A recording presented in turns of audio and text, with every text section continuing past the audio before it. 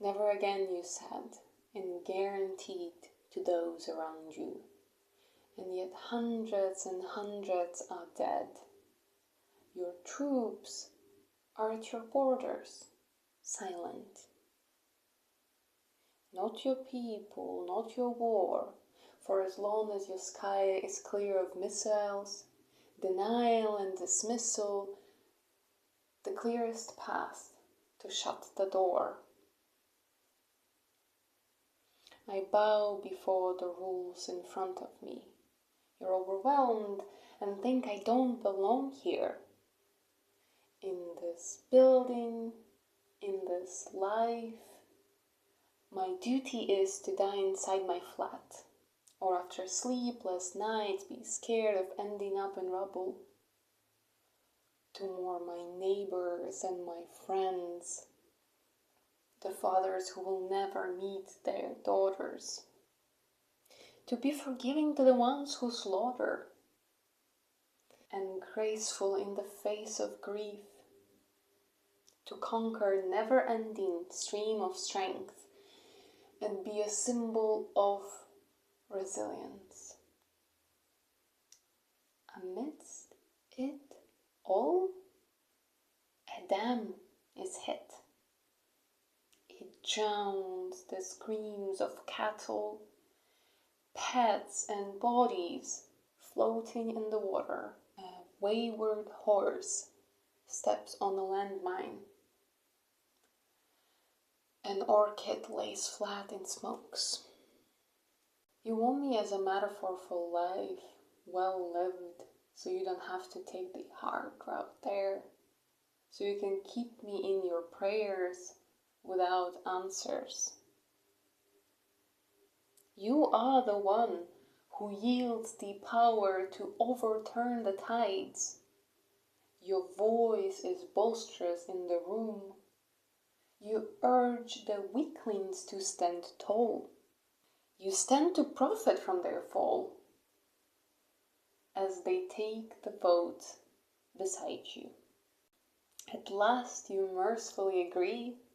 The price of life for you is just an asset, a boarding room of shareholders.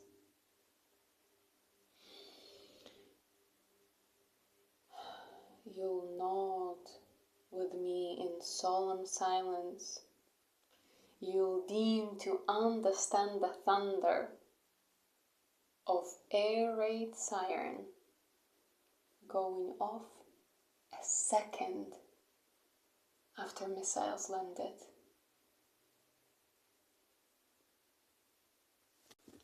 When I wrote the poem and I planned this video,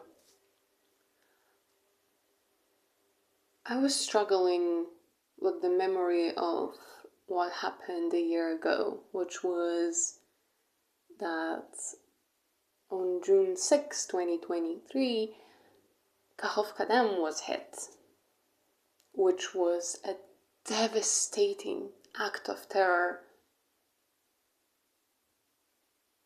that cannot be explained by political or military gains, as it holds no power, as it holds no logical reasoning behind it.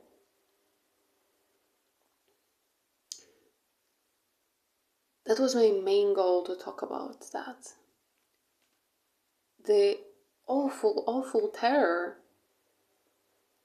that the whole year is usually engulfed by. And yesterday, July 8th, 2024, a children's hospital was hit.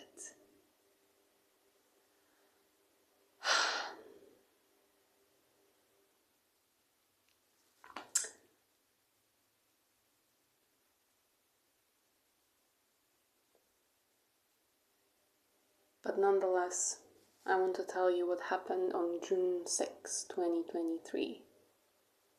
More than a year ago, 6 a.m. an early morning, Kakhovka Dam was breached. And what I mean by that is that the military Russian military group that controlled that dam from the beginning of invasion blew it up. Why?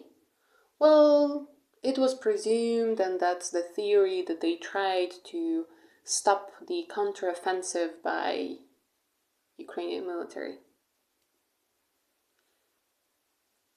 You see, the other thing is that military personnel is not qualified to look after dams and any other very important pieces of infrastructure. And what I mean by that is that Kakhovka Dam, at that moment, the water level in it has reached the highest mark in the last 30 years. So when it rained, it poured. And of course, evacuation started immediately, but you see there is another problem when you're dealing with the terrorists. They don't allow for evacuation. Why? Because they do not care for the survival of civilians. That's why they are terrorists. The water completely submerged multiple villages. And when I say completely, I mean completely, up to the rooftops. That's how deep it was. And people were doing their best. Volunteers, military, army, police, everybody was doing their best. And you know what was happening? As people were floating by, as people were on the little inflatable boats to try and go to residential buildings to try to save people who have climbed up to their balconies and their rooftops to survive the flood, well, the artillery fire happened. And I'm not joking. You can see the videos, you can see the evidence of that. And that's not to talk about the floating landmines, the floating weapons that were submerged, that were taken by the flood, by the stream of water.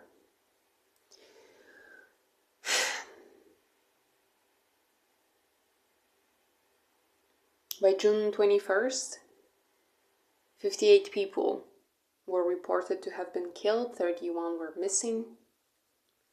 But that's of course hard to confirm or deny because Russian military forces got in the way, and by June 12th they stopped the healthcare workers and they did not allow them to report a real cause of death. They did not allow to report the drowning, the victims who have drowned, especially, of course. The death certificates were not issued in Ukrainian language and were not reported to Ukrainian authorities, which meant that overall, as with a lot of occupied regions, we will not know the total death toll until we liberate them. Until we liberate these regions and we see what actually happened. And if you followed and as you have seen with Bucha and Irpin, it takes a lot of time. A whole team of independent experts who will do their best.